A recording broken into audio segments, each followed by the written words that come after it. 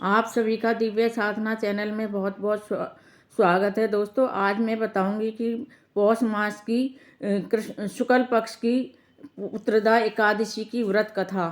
भद्रावती नगरी में सुकेतुमान नामक एक राजा राज्य करता था। उसके कोई पुत्र नहीं था। उसकी पुत्री का नाम सैव्या था। वह संतानहीन होने के कारण सदैव चिंतित रहती थी।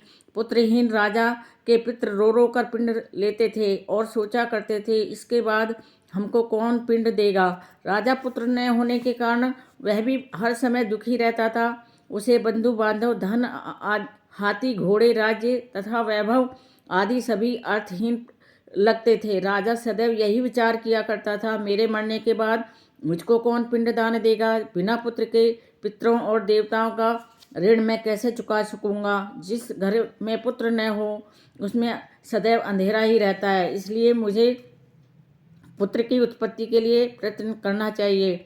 जिस मनुष्य ने पुत्र का मुख न देखा हो वह बहुत ही कर्महीन होता है। उसको इस लोक में यश और परलोक में शांति नहीं मिलती, अर्थात उसके दोनों लोक खराब हो जाते हैं। पूर्व जन्म के कर्म से ही इस जन्म में पुत्र, धन आदि प्राप्त होते हैं। राजा इसी प्रकार रात दिन सोचा करता था और चिंतित भी रहता था। राजा ने अपने शरीर को त्याग देने का भी विचार किया, परंतु आत्मघात को उसने महापाप समझकर ऐसा करने का विचार त्याग दिया। एक दिन राजा अपने घोड़े पर चढ़कर वन को चल दिया और उन्होंने देखा पक्षियों और वृक्षों को देखने लगा।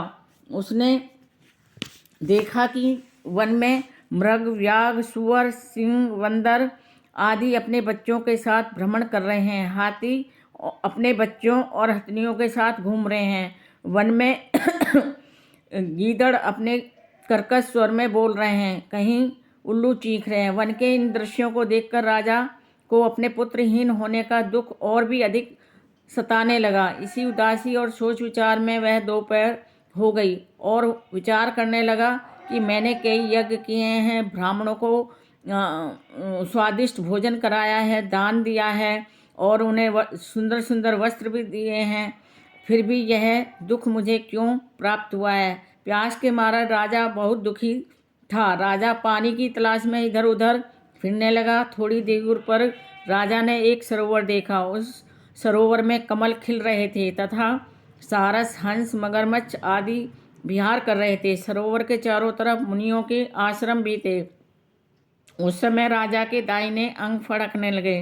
राजा इस बात को शुभ संकेत समझकर घोड़े से उतरकर मुनियों को दंडवत प्रणाम करके उनके सामने बैठ गए।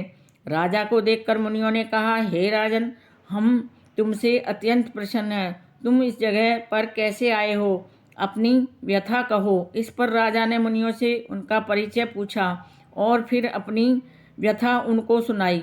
मुनि बोले, हे राजन, पुत्र की इच्छा करने वाले को उत्तम संतान देने वाली पुत्रदा एकादशी है। आप इसका व्रत कीजिए। हम लोग विष्णुदेव हैं और इस सरोवर में स्नान करने के लिए आए हैं। इस पर राजा बोला, हे मुनीश्वर, यदि आप मुझ पर प्रसन्न हैं तो मुझे पुत्र का वरदान दीजिए। मुनि बोले, हे राजन, आज पुत्रदा एकादशी है, आप इसका व्रत करें। भगवान की कृपा से आपके अवश्य ही पुत्र होगा। मुनि के वचनों के अनुसार राजा ने उस दिन ही एकादशी का व्रत किया। वहीं द्वादशी को उसने व्रत का पारायण भी किया और मुनियों को प्रणाम करके अपने महल को वापस चल दिया। उसी मास रानी ने गर्भ धारण किया और 9 माह के पश्चात उन्हें एक उत्तम पुत्र पैदा हुआ, जो बड़ा होकर अत्यंत वीर, यशस्वी और प्रजापालक चक्रवर्ती सम्राट बना। भगवान श्री कृष्ण बोले, हे राजन, पुत्र प्राप्ति के लिए पुत्रदा एकादशी का व्रत करना चाहिए। इस व्रत को करने से यशस्वी, पितृभक्त, मातृभक्त पुत्र होता है। इसके महात्म्य का श्रवण करने मात्र से ही मनुष्य को सुंदर संतान की प्राप्ति होती है और मोक्ष को प्राप्त भी होता है। दोस्तों, भक्तों, मेरे वीडियो में अंत तक बने रहने के लिए आप सभी का कोटि कोटि धन्यवाद। नमस्कार दोस्तों।